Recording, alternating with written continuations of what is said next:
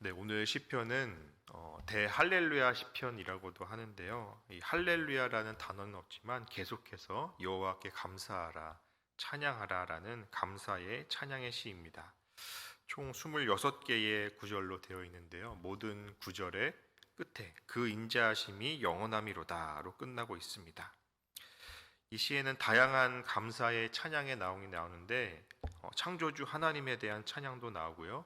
또 이스라엘 백성의 역사를 되돌아보면서 출애굽 사건부터 가나안 정착까지 그 과정까지 모든 역사 가운데 하나님에 대한 찬양이 나오고 있습니다.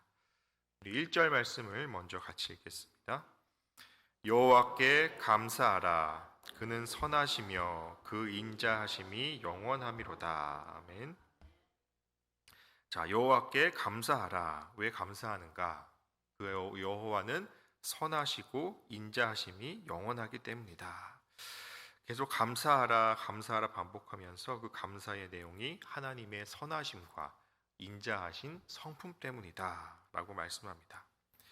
여러분, 우리 하나님은 선하시고 인자하신 분이다. 이 성품을 우리가 꼭 기억해 둘 필요가 있습니다. 이 하나님이 선하시다라는 것은 하나님이 천지 창조를 할 때부터 시작됩니다. 하나님이 천지를 창조하시고 보시기에 좋았다라고 말씀하시죠. 그 좋았다라는 원어의 단어 뜻에 바로 여기에 선하다라는 말에 똑같은 원어의 의미가 있습니다. 하나님은 좋은 분이다. 선하신 분이다. 우리 영어 문구도 이런 문구가 있죠. God is good all the time. 하나님은 항상 선하십니다. God is good. 하나님은 항상 선하신 분이라는 겁니다. 하나님은 모든 세상의 질서를 만드시고 조화롭게 하시고 서로 조화를 이루고 하모니를 이루도록 하시고 우리에게 선물해 주신 분이 바로 하나님이다. 그 하나님을 보면서 그 하나님 안에 인자하시고 선하신 성품이 이 세상의 창조 안에 들어있다, 나타나 있다라는 겁니다. 또 하나님은 선하시고 또 인자하심이란 단어가 있는데요. 우리가 샬롬, 평화라는 말도 익숙하지만 이 인자함이라는 단어의 원어는 헤세드라는 원어입니다. 이 헤세드는 하나님이 약속하신 것을 지키시는, 변하지 않는 하나님의 성실성이 담겨져 있습니다. 그 하나님의 성실성, 하나님이 우리에게 꼭 지키고자 하시는 그 약속은 너는 내 백성이 되고 나는 너의 하나님이 되리라 라고 하신 그 약속의 기초한 헤세드, 인자하심입니다. 하나님께서는 때때로 이스라엘 백성들이 잘못해서 야단을 치기도 하시고 징계를 하시다가도 다시 한번 이 약속을 기억하시면서 그 인자하심을 나타내는 것이죠. 그 약속은 뭐냐? 내가 너에게 약속했다. 너는 나의 백성이고 나는 너의 하나님이다. 이 약속이 바로 헤세드, 인자하심에 기초한 약속이고 그 약속을 계속해서 기억하시면서 다시 우리를 품으시고 안으시고 사랑하시는 그 하나님의 근본적인 성품과 그 성실성이 바로 이 헤세드, 인자하심이라는 단어 안에 들어있다라는 겁니다. 그래서 성경에서 가장 많이 나오는 단어 중에 하나가 바로 이 인자하심, 헤세드라는 단어입니다. 그래서 헤세드라고 하는 것은 사랑으로 번역되기도 하고 자비로움으로 번역되기도 하고 인자하심으로 번역되기도 하고 또 친절하심, 때로는 은혜로 번역되기도 합니다. 다양하게 번역되는데 오늘 여기서의 인자하심, 헤세드는 바로 하나님의 약속, 하나님의 성품, 하나님과 인간 사이의 관계에 대한 약속에 대한 것을 다 표현해주는 말이 이 인자하심에 다 들어 있습니다. 그러면 이 인자하심을 고백하는 이 시인은 하나님이 어떤 분임을 다시 선언하는데요. 우리 2절과 3절 말씀을 다시 보겠습니다. 2절과 3절입니다. 신들 중에 뛰어난 하나님께 감사하라. 그 인자하심이 영원함이로다. 주들 중에 뛰어난 주께 감사하라. 그 인자하심이 영원함이로다. 아멘. 네, 고대 세계는 다신론의 세계관이었습니다. 우리가 그리스, 로마 신화에도 여러 가지 많은 신들이 나오듯이 여러 신들이 있는데요. 또 그 여러 신들이 되게 주특기가 있습니다. 어떤 신들은 농사를 잘 되게 하는 신, 어떤 신들은 아기를 잘 낳게 하는 신, 또 어떤 신들은 대장장이의 신, 이렇게 신들이 다 주특기가 있었어요. 또 신들이 주재하는 자리도 있었죠. 바다를 주재하는 신, 땅을 주재하는 신, 강을 주재하는 신, 다 신들의 역할과 담당이 달랐습니다. 그렇게 신들이 있다고 옛사람들은 믿었는데요. 그런데 이 신은 뭐라고 얘기합니까? 신들 중에 뛰어난 하나님께 감사하라. 그 모든 신들 중에 모든 것을 뛰어넘는 하나님께 감사하라. 그 이유가 뭡니까? 그 인자하심이 영원함이로다. 그 어떤 신도 인자하심이 있고 또 인자하심이 영원한 신은 없다라는 것이죠. 자신이 한 약속을 지키고 그 인자하심을 영원히 베푸시는 이는 여호와 하나님밖에는 없다. 그 여호와께 감사하라라는 의미입니다. 그래서 1절에서 3절까지는 서론과 같은 내용이고요. 우리가 왜 하나님을 찬양하고 감사해야 되는지 나옵니다. 4절에서 9절까지는 세상을 창조하신 하나님에 대한 찬양이 나오는데요. 우리 4절에서 9절까지 한번 같이 읽겠습니다. 홀로 큰 기이한 일들을 행하시는 이에게 감사하라. 그 인자하심이 영원함이로다.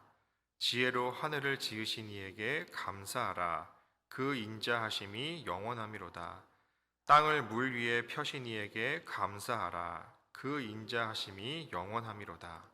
큰 빛들을 지으신 이에게 감사하라. 그 인자하심이 영원함이로다.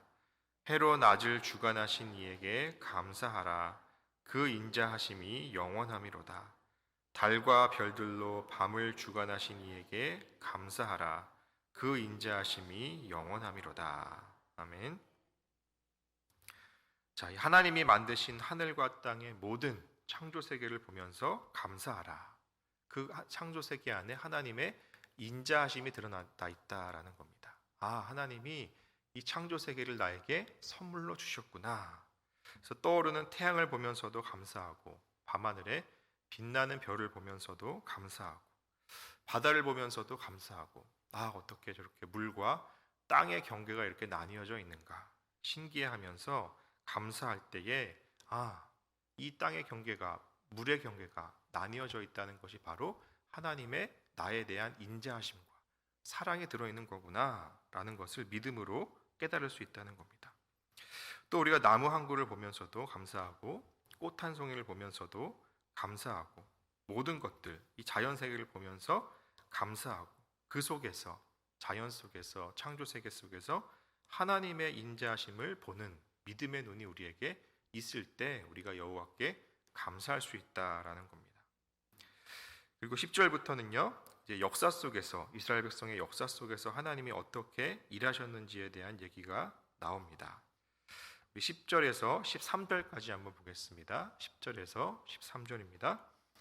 애굽의 장자를 치신 이에게 감사하라. 그 인자하심이 영원함이로다. 이스라엘을 그들 중에서 인도하여 내신 이에게 감사하라. 그 인자하심이 영원함이로다. 강한 손과 펴신 팔로 인도하여 내신 이에게 감사하라. 그 인자하심이 영원함이로다. 홍해를 가르신 이에게 감사하라. 그 인자하심이 영원함이로다. 아멘. 애굽의 장자를 치신 이에게 감사로부터 시작돼서 이스라엘을 인도하시고, 강한 손과 펴신 팔로 인도하시고요, 또 홍해를 가르신 이에게 감사하라라고까지 나옵니다. 자, 홍해를 갈라주셨다라고 그랬습니다. 자, 홍해는 이스라엘 백성들에게 어떤 의미입니까? 이스라엘이 출애굽해서 나오다 보니까 이 홍해, 이 바다가 앞을 가로막고 있습니다. 그런데 뒤에는 애굽의 군대가 이제 따라옵니다. 앞에는 홍해가 가로막고 있고 뒤에는 군대가 따라오고 있고, 앞으로 갈 수도 뒤로 후퇴할 수도 없는 그런 진퇴양난의 상황입니다. 그래서 사람들은 이제 죽었구나 하면서 절망합니다.